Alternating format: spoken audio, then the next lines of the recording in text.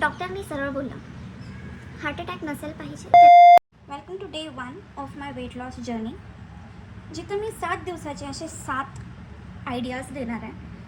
मी already start केलेलं आहे. हे माझं सेकंड वीक आहे आणि मी जे करते ते माझ्यासाठी पूर्णपणे काम केलेलं आहे. म्हणजे it is working for me. तर I thought of sharing it with you.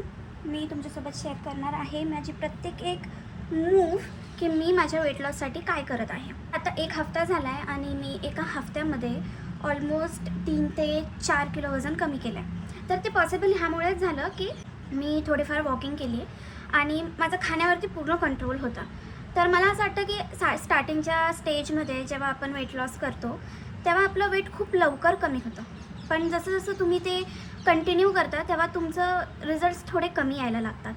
ते वॉटर रिटेनबद्दल असू शकतं किंवा माझं वॉटर वेट आपण जे बोलतो मे बी ते कमी झालं असावं माझं. पण मी हे स्पेशली ह्या लोकांसाठी करते आहे ज्यांना थायरॉईड आहे, PCOS आहे माझ्यासारखं. तर मग मी त्यांच्यासाठी एक नवीन सिरीज घेऊन येते आहे, जे की मी एक 7 डेज प्रत्येक एक चॅलेंज करणार आहे. जसं की तुम्ही बघता की इंस्टाग्रामवरती खूप चॅलेंजेस असतात, ते मी 7-7 दिवस करून बघणार आहे की सगळ्यात इफेक्टिव्ह कुठलं आहे. ठीक आहे, नो क्रॅश डायटिंग आणि कुठलं वॉटर फास्टिंग वगैरे असं काहीच नाही करणार आहे मी स्वतः. कारण की थायरॉईडसाठी उपाशी पोटी राहणं खूपच मोठं म्हणजे बावळटपणा म्हणू शकतो किंवा चांगलं नाही आहे. क्रॅश डायटिंग तर नाही करत थायरॉईडमध्ये. आणि प्लस मला मायग्रेन आहे, तर मी जर उपाशी राहिले तर माझं डोकं दुखायला लागतं, म्हणून ते आपण करणारच नाही आहे. तर मी सांगते तुम्हाला, मी माझ्या एका हफ्त्यामध्ये लास्ट टाईम काय खाल्लं. लास्ट हफ्त्यामध्ये मी फक्त प्रोटीन थोडे म्हणजे ऑलमोस्ट मी चपाती भात सगळं बंद केलेलं आहे. आणि लास्ट वीकमध्ये मला आठवतं मी पनीर आणि सोयाबीन, पनीर आणि चिकन, अंडे एवढंच खाल्लेलं आहे आणि फ्रूट्स, व्हेजिटेबल्स एवढंच खाल्लेलं आहे. त्यात माझं 3 ते 4 किलो वजन कमी झालं आहे आणि मी अनफॉर्च्युनेटली ते रेकॉर्ड नाही करू शकले. पण ठीक आहे, आता आपण ट्रॅक करणार आहोत आपलं म्हणजे माझं वेट किती आहे, किती दिवसात किती वेट लॉस झालं आहे, मी सगळं रेकॉर्ड करणार आहे आणि माझ्यासाठी किती इफेक्टिव्ह आहे हे मी बघणार आहे. आणि प्लस एक चॅलेंज आता मी ह्या वीकपासून माझ्यासाठी अप्लाय करते आहे की डेलीचे 10,000 स्टेप्स तरी. मी लास्ट वीक काहीच एक्सरसाइज नाही केली, जे की माझं इंटेन्शन होतं ॲटलिस्ट 5K स्टेप्स सुरू करणं. मी 2 दिवस केले, पण माझ्याकडून मी खूप आळशीपणा करायला लागले. ठीक आहे, इट्स ओके. तुम्ही एकदम सडन तुमचं डाएट चेंज केलं तर तसं होऊ शकतं. तुम्हाला तुमच्या बॉडीला ते अडॅप्ट करायला थोडं वेळ लागू शकतं. ठीक आहे, तर आता प्रोटीन रिच खातो आहे फूड्स आपण आता एक बॅलन्स्ड फूडकडे मूव्ह करणार आहे, जिथं प्रोटीन पण असणार आहे, फायबर पण असणार आहे आणि सगळे तुम्हाला जे पाहिजे का प्लेटमध्ये ते सगळं असणार आहे. तर मी ऑब्व्हियसली मी सर्च करूनच सगळं करते. मी माझ्या मनाने काय करत नाही. आणि कुठल्या गोळ्या आहे ते घ्यायच्या असेल तर मी डॉक्टरकडूनच विचारून घेते. भलेही ते मल्टीविटॅमिन्स पण असू दे, आपण डॉक्टरला विचारल्याशिवाय एकही गोळी घ्यायची नाही. तर आता ह्यापुढे मी काय करणार आहे, ह्यापुढे बॅलन्स डाएट आणि 10K स्टेप्स बस. जेव्हा माझं वेट मला वाटतं थोडं एक 7-8 किलो कमी होईल, तेव्हा मिनिमम एक 10 किलो कमी जेव्हा होईल तेव्हा मी स्ट्रेंथ ट्रेनिंगला सुरू करणार आहे. म्हणजे माझं प्लॅन एवढ्या लवकर स्ट्रेंथ ट्रेनिंग करणं नाही आहे. माझं फर्स्ट प्रायमरी एक जे गोल आहे ते आहे फक्त वेट लॉस. पण मी तिथे रेसिपीज दाखवणार नाही आहे, मी तिथं डिटेलमध्ये काही सांगणार नाही आहे. जस्ट शॉर्ट क्लिप्स असतील की मी दिवसातून काय खाते, काय करते, दॅट्स इट. मी बाकी डिटेलमध्ये जसं यूट्यूब व्हिडिओजवरती टाकणार आहे, मी तसं काहीच टाकणार नाही आहे.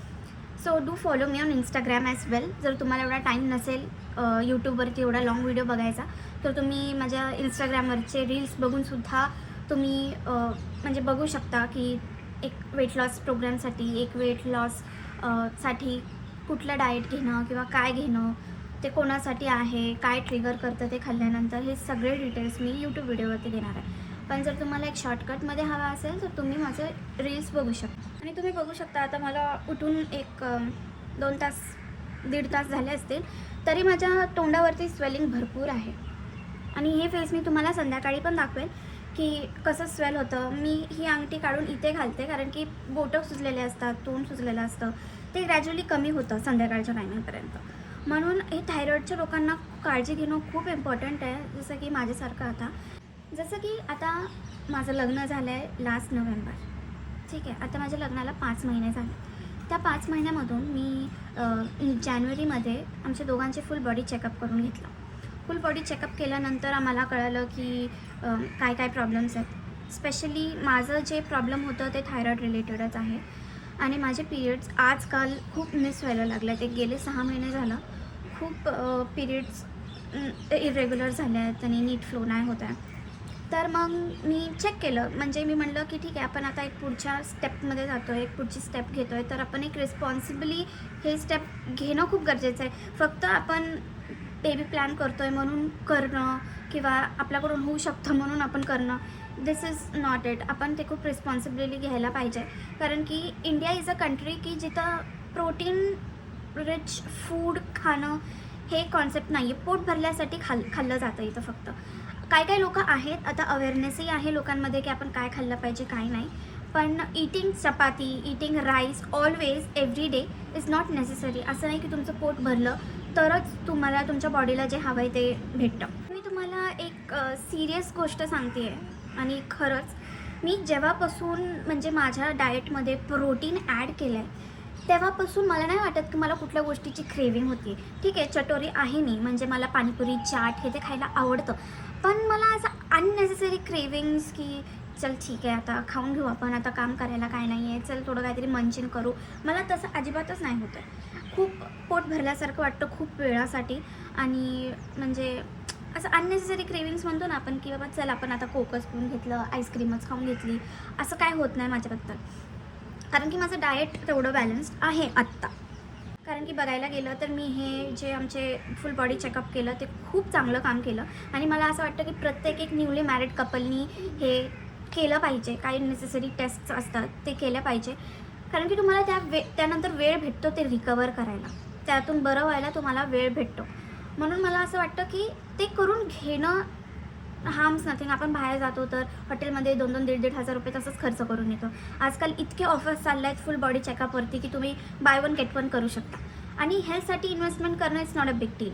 तर माझ्या डोक्यात तेच होतं की माझं सडनली वेट वाढलं आहे. गेल्या 2 वर्षामध्ये माझं 30 किलो वेट वाढलं. तर माझ्या डोक्यात ते चालूच होतं कुठं ना कुठं की म्हणजे माझं डाएट पण सेम आहे, बाहेरचं तर खातच होते पण मी घरातलंही तेवढंच खात होते, म्हणजे सगळं माझं पहिल्यासारखंच होतं, पण अचानक वेट वाढण्याचं काय रिझन असू शकतं. तर मग सगळ्या गडबडमध्ये, लग्नाच्या गडबडमध्ये माझं ते राहून गेलं. मी म्हटलं ठीक आहे आपण एक काम करू, लग्न झाल्यानंतर दोघांचे फुल बॉडी टेस्ट करून घेऊ. त्यात कळालं की भूषण माझा हजबंड तो प्री डायबेटिक आहे आणि व्हायटमिन्स बेकार कमी आहेत. म्हणजे व्हायटमिन D30च्या पुढं पाहिजे आय गेस, तर माझं 5च आहे आणि त्यात होमोसिस्टीन माझं खूप वाढलेलं आहे. त्यात माझे फॅमिलीची हिस्ट्री आहे, हार्ट हिस्ट्री आहे, तर त्यामुळं मला खूप जपून राहायला लागणार आहे ह्या सगळ्या गोष्टींपासून. तेलकट नाही खाणार, परत फ्राईड फूड वगैरे मी सगळं बंद केलं आहे बाहेरचं. आता वेळ असं झालं की आम्ही केलं आहे आणि सोडून टाकलं, केलं आहे आणि सोडून टाकलं आहे, तर ते जास्त बॅकफायर करतं. जेव्हा तुम्ही एका वेट लॉस जर्नीमध्ये असता आणि तुम्हाला असं वाटतं की हां बाबा मी एक हफ्ता केला तर मला माझे एवढं किलो कमी झालेच पाहिजे.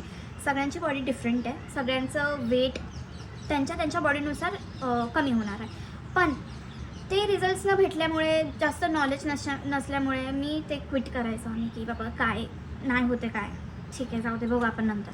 तर बॉडी एका फाईट और फ्लाईट मोडमध्ये की एक सर्वायवल मोडमध्ये जाते की आपल्याला आत्ता एवढं भेटलं नाही आहे, आता नेक्स्ट जे आपण खाऊ त्यातून आपण सगळं स्टोअर करून घेऊ. जेव्हा असं कधी होईल की आपल्या बॉडीने आपल्याला काय दिलं नाही तर आपण जे स्टोअर केलं आहे ते काढू शकतो. हे मला कळायला खूप वेळ गेला, पण हे मी तुम्हाला आता ह्यासाठी सांगते की थायरॉईडचे केसेस खूप वाढत आहेत, शुगर, लोकांना डायबिटीज खूप वेगाने वाढते. तर हे सगळं आपल्या हातातच असतं. आपल्याला काय करायचं आहे, आपल्याला आपली किती काळजी घ्यायची आहे, आपल्यासोबत आपल्या लोकांची किती काळजी घ्यायची, हे सगळं आपल्यावरती डिपेंड असतं. तर त्यामुळं मी आता एक 7 डेज सिरीज स्टार्ट करणार आहे. मी शॉर्ट्सही टाकणार आहे, रील्सही टाकणार आहे आणि लॉंग यूट्यूबमध्ये मी सगळं एक्सप्लेन करणार आहे की मी हे का खाते, यात किती प्रोटीन्स आहे, ह्यात किती कार्बोहायड्रेट्स आहे, सगळं मी सांगणार आहे, सगळं डिटेलमध्ये सांगणार आहे. आणि त्याच्या रेसिपीजही देणार आहे. असं नाही की तुम्ही डायटिंग करताय म्हणून तुम्हाला खूपच घाण जेवण, टेस्टलेस जेवण खायला भेटेल, असं मी मिथच तोडणार आहे हा, की तुम्हाला एक परफेक्ट बॅलन्स डाएट मी सांगणार आहे. जर तुम्हाला कधी काय आयडिया सुचले नाही तर तुम्ही माझ्या पेजला फॉलो करून माझ्या आयडियाज तुम्ही घेऊ शकता. आणि असं नाही की मी काहीतरी खूप महाग गोष्टी आणणार आहे आणि मग मी ते खाणार आहे, आणि जे ऑलरेडी आपल्या किचनमध्ये अवेलेबल आहेत त्या गोष्टीपासून मी स्टार्ट करणार आहे. स्टार्ट इन द सेन्स त्याच गोष्टी मी कंटिन्यू ठेवणार आहे. तुम्हाला असं नको वाटायला की बाबा हे तर आपण अफोर्डच नाही करू शकत किंवा काय, कारण की खूपशा गोष्टी आहेत जे मला वाटतं की खूप एक्सपेन्सिव्ह आहे आणि ते ऑब्व्हियसली मी पण नाही अफोर्ड करू शकत. एवढ्याशा गोष्टीसाठी मी 500 आणि 600 रुपये घालवते. त्याचे अल्टरनेटिव्स आहे तर मी अल्टरनेटिव्स दाखवणार आहे तुम्हाला. आणि माझं व्हायटमिन डी कमी असल्यामुळे माझं B12 पण कमी आहे, आणि B12 कमी असल्यामुळे माझं होमोसिस्टीन वाढलं. तर हे खूप इंटररिलेटेड आहेत सगळ्या गोष्टी, म्हणून सगळ्या गोष्टी एका पॅरामीटरपर्यंत असणं खूप गरजेचं आहे. माझे व्हायटमिन डीचेही चालू आहेत गोळ्या, आणि B12चे चालू आहेत, फॉलिक ॲसिडचे चालू आहेत, माझे होमोसिस्टीनसाठी गोळ्या चालू आहेत आत्ता. तर मला डॉक्टरनी सरळ बोललं, हार्ट अटॅक नसेल पाहिजे तर ही गोळी 2 वर्ष कंटिन्यू खा. पुढचे 10-15 वर्ष तुला तुझ्या हार्टकडे बघायची गरज नाही. सिरियसली.